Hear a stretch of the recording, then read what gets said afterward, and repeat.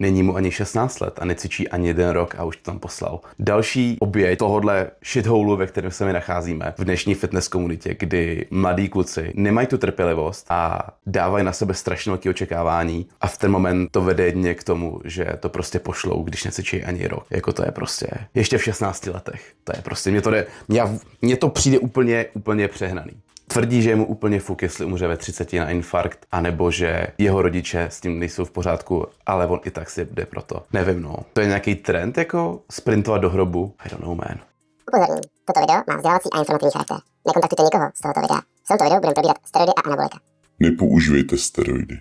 Dneska se podíváme na dalšího teenagera, který necvičí ani 1 rok a poslal tam obrovský cykly s obrovskýma dávkama. Ty dávky, které tyhle ty kluci posílají, jsou opravdu hovácký. I Grznár, i lidi, kteří sypou, tak prostě nešli třeba přes 150 mg tesťáků na týden.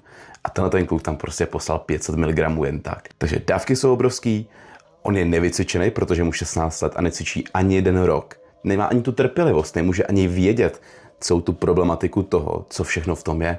Ty nevíš, jak máš jíst, nevíš, jak máš cvičit, nevíš, jaký máš mít split, jak tvoje tělo funguje a už to tam rovnou pošleš. Ten důvod je prý to, že cítí obrovský tlak z toho, že všude na sociálních sítích vidí úplně perfektní těla, které jsou perfektně nasvícený a on má potřebu zapadnout, protože když nebude vypadat tak jako jeho oblíbený fitness idol, tak má pocit, že zklamal.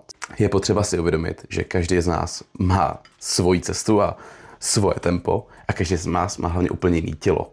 A sypka u 99,9% lidí není to řešení a už určitě ne v 16. Jo, jako ty ani nejseš dospělý, ty ani nemůžeš volit. Nemáš ani řidiča. Má už smazaný Instagram a říkal, že mu úplně fuk, jaký následky to bude mít, že mu to za to stojí.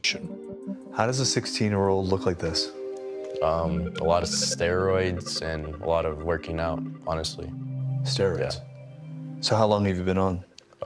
I'd say about like the last 10 months. V dnešní fitness je strašně velký problém toho, že to není spojený s tím být zdravý. Je to spojený vypadat zdravě. Lidi častokrát jdou za tím, co tak podle toho vypadá, ne to, co tak doopravdy je. A tenhle ten kluk určitě zdravý není. Je mu 16 let a sype. V 16 letech tam posílá 500 mg tesťáků, 80 mg trenu a 50 mg anavaru. Jako to jsou látky, které nepatří do žádného těla, ale jestli už do nějakého těla, jestli nějaké tělo to má větší šanci zvládnout, tak je to tělo naprostého profíka, který má všechno pod kontrolou, je věčně pod nějakým drobnohledem nějakého doktora nebo někoho odborného a má na to lidi, kteří se o něj starají a má lidi, kteří mu to zboží dávají, jo? Že to je reálně to zboží. Ty ani nevíš, jestli ten kluk, když to od někoho bere, jestli to je reálná věc. Co když mu ten jeho místní dealer, nebo ne od koho to bere, že první kontakt byl ve fitku, ale potom to má přes týpka z Číny. Jak ty víš, že týpek z Číny, se kterým si píšeš na WhatsAppu, do toho nedává nic, co tam nepatří? Jak ty můžeš vědět, že ta laboratoř, kde to vaří, je 100% sterilní a čistá? Že na tím nikdo nekouří, že do toho nikdo nekopne, že tam není žádný prach, něco takového. Všechno tohoto svinstvo ty si potom dáš do těla a nemáš tušení, že to tam je. Nemáš tušení, ani to nemůže vědět. Definitely when I started taking the steroids, all those things like definitely changed. Like I got more jacked and like better looking, honestly, I'd say for sure. Scroll through fitness videos on. Přesně jak tady říká, že prostě začal to brát kvůli tomu, aby se cítil víc atraktivní a víc si věřil sám v sobě, protože sypka má strašně velký efekt na hlavu. Kort v 16 letech, ty nemáš ani plně vyvinutý mozek a do těla si naspeš šlátky, které tam vůbec v 16 nepatří. Any social media or video platform, and you'll see extreme transformations, bigger muscles, leaner bodies. These are steroids. This is like the strongest one you can basically get or take. Right. One of the most toxic. Yeah, one of the most toxic. U steroidů obecně platí větší dávka, větší jed. A čím silnější látku nebo compound máš, tak tím větší efekty na tebe bude mít. Jak jako silově, tak ale i tady tím vším jako vedlejšákama. A ten kluk teďka sice nemá akné, ten kluk sice nemá nějakou gynekomastii obrovskou. A jak uvidíte tady dál, tak je nařachaný. Ale rozhodně není zdravý. A rozhodně to není jeho. Je to prostě propůjčený z té látky. What do your parents think about the fact that you're on steroids? My dad isn't too supportive of it. He was very like what are you doing to yourself? Like you're gonna hurt yourself. He's just like worried for me. I explained to him everything, told him like, hey, like I'm doing this regardless basically. Even if Tady ten dospělý chlap se ho správně zeptal, jestli se nebojí o to, co se může stát s jeho tělem, když používá takovýhle látky v takovémhle věku. A on řekne, že víceméně je to burst, že když bude mít infarkt ve 30, tak ho prostě bude mít. Tak hlavně, že ale vypadáš zdravě, chlape. To je pecička, no. To je hodně chytrý. Tell me not to do it. I'm still gonna do it. So if I'm gonna do it, I'm gonna do it like in the safest way possible. I just want you to know that. I mean, like, I look healthy. I am healthy. You could do real harm to your body. I'd say I do care, and I know what can come with it. I'm just gonna do it the safest way possible. If I have a heart attack at 30, I have a heart attack. With more social media, there have been really extreme pressures for boys to build muscle. Your social media feed at this point. Obviously, gym influencers, the top ones right now. Do you think you would have gotten on steroids without social media? No. Přesně Nikola Tengu ještě říká, že přesně to, že viděl někoho, kdo to dělá, nebo nějaký lidi ve fitku, že to tam prostě posílají, tak ho to přesvědčilo k tomu, že to je správný krok a správný směr, který mít. Pán v zeleném kvádru se ho zeptal, kde se bere kontakty a kde bere materiál nebo zboží. Ten mu řekl, že nejdříve fitku, ale teďka ho to má od dealera z Číny, přes kterým si přijde přes WhatsApp. Je potřeba si uvědomit, jemu burst se tomuhle klukovi přes půlku světa stane s tělem.